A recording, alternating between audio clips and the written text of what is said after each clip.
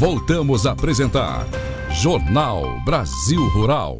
10h39 no horário oficial de Brasília, e nós estamos de volta com o Jornal Brasil Rural desta terça-feira, o seu encontro aqui de todas as manhãs, trazendo informações sobre o agronegócio brasileiro. E agora nós vamos falar sobre o agro pelo mundo. Para isso, claro, nós vamos conversar com a especialista em assuntos internacionais, a economista Caterine Buso. Olá, Caterine, bom dia, seja bem-vinda. Bom dia, minha maravilhosa Mari, amigos ouvintes, aqui com as notícias internacionais. E Mari, ontem estive acompanhando, no jornal, lá no finalzinho, Walter Puga conversando com você maravilhosamente, e a gripe aviária continua em destaque internacional, viu? Pois é, Caterine, falamos aqui ontem no jornal exatamente sobre isso, eu e o Puga, longamente, porque é um assunto complexo e que tem trazido muita dor de cabeça aí aos norte-americanos. E aí eu te pergunto, Caterine, qual foi aí o primeiro caso global, de gripe aviária detectado em uma ovelha, Caterine? Quais são os riscos disso?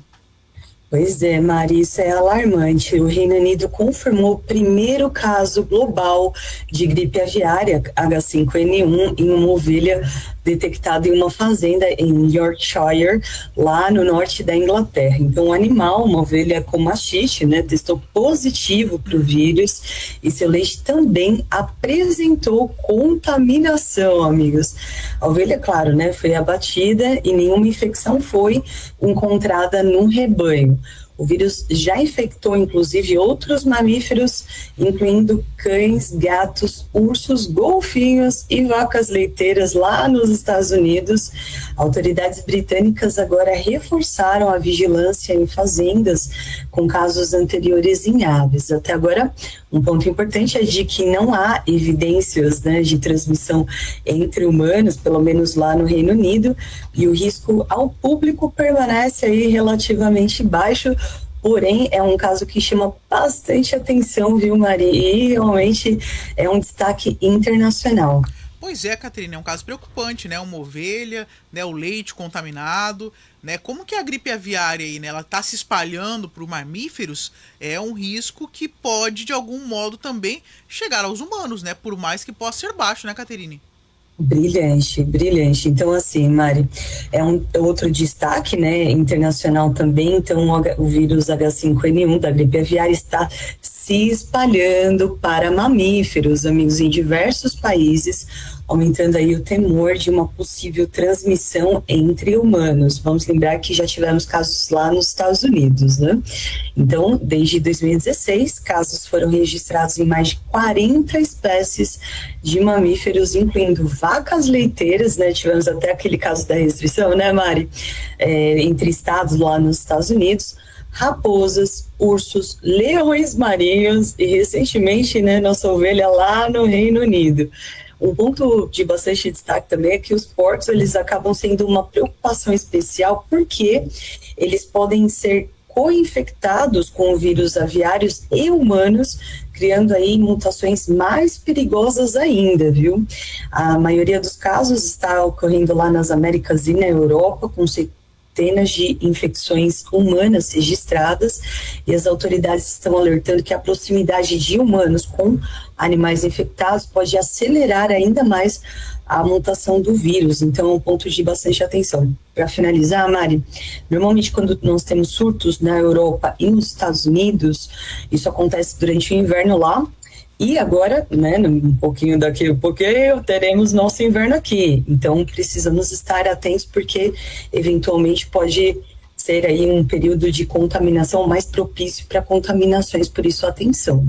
É de fato, Caterina, uma questão muito séria, Os Estados Unidos demoraram muito tempo para tomar medidas efetivas, e ainda temos, falas, e defesas por ações um tanto quanto controversas, como foi a que o Puga trouxe ontem, de uma pessoa ligada ao governo ali, que a recomendação dele seria deixar a gripe se espalhar, matar o que tivesse que matar, e aí o que sobrevivesse estava imunizado. Olha que absurdo, Caterine. Oh, Jesus, não, Mari, eu vou confessar que quando eu ouvi isso, eu fiquei de cabelo em pé, viu, Mari? Não acredito. Falei assim, me parece que foi um dos Kennedys, né, que deu essa ideia brilhante, mas só que não, de deixar que o vírus se alastrasse para realmente ter aí a identificação de quais são os animais que teriam algum tipo de resistência, mas realmente é uma ideia bastante infeliz. Isso também mostra, né, um pouco dessa tendência, né, dos Estados Unidos de eventualmente ignorar ignorar problemas, né, que eventualmente acontecem lá. Se isso fosse na América do Sul, se isso fosse do Brasil, como nós tivemos no Newcastle, né, aqui, aí a história seria bem diferente, Mari, mas precisamos demandar medidas de uma forma mais eficaz, tanto dos Estados Unidos quanto da Europa. Excelente, Caterine. Vamos falar um pouquinho, né, sobre um assunto que não tem como não tocarmos nele aqui, né?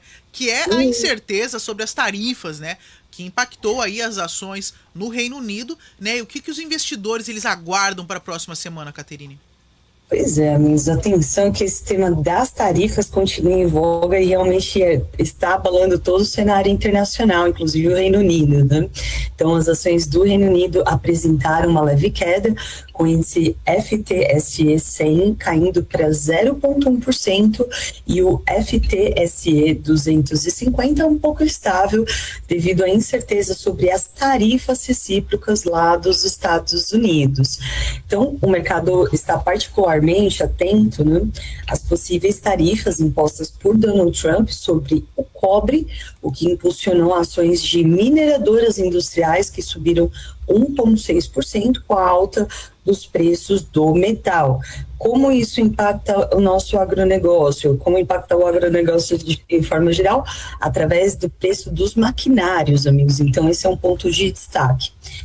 Outro ponto de destaque é o setor farmacêutico, que teve aí um desempenho negativo com a queda de 1,5%, principalmente devido à desvalorização da AstraZeneca e como isso impacta o agro através da nossa cadeia de agroindustrial, né? Então, muitos produtos do agro acabam indo para a indústria farmacêutica, então esse é um ponto de destaque, tá, Mari?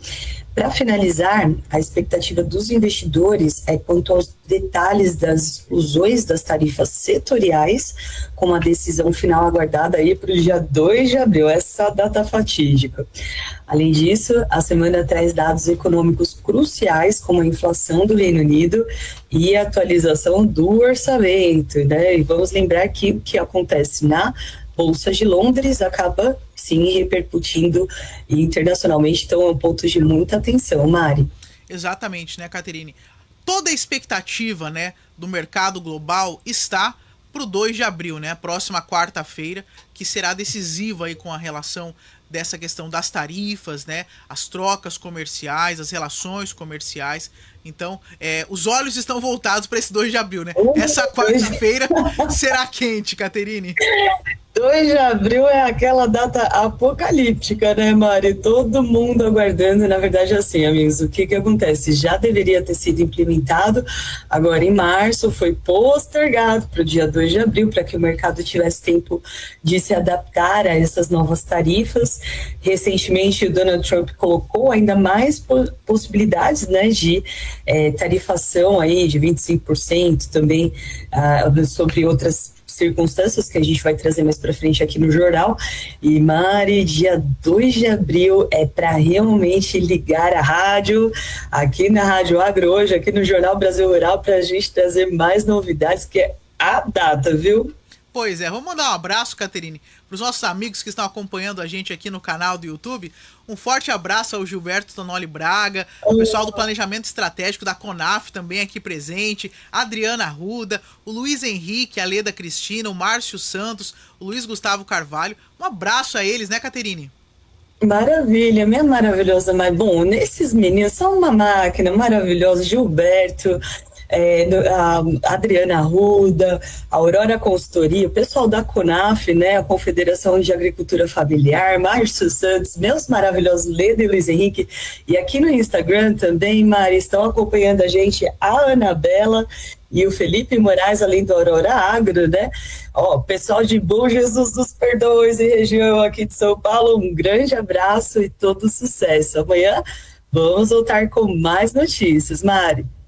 Caterine, muito obrigado, um forte abraço a você, tenha um ótimo dia, até amanhã. Muito obrigado, um grande abraço, até amanhã. Brasil Rural, orgulho em noticiar um campeão na produtividade.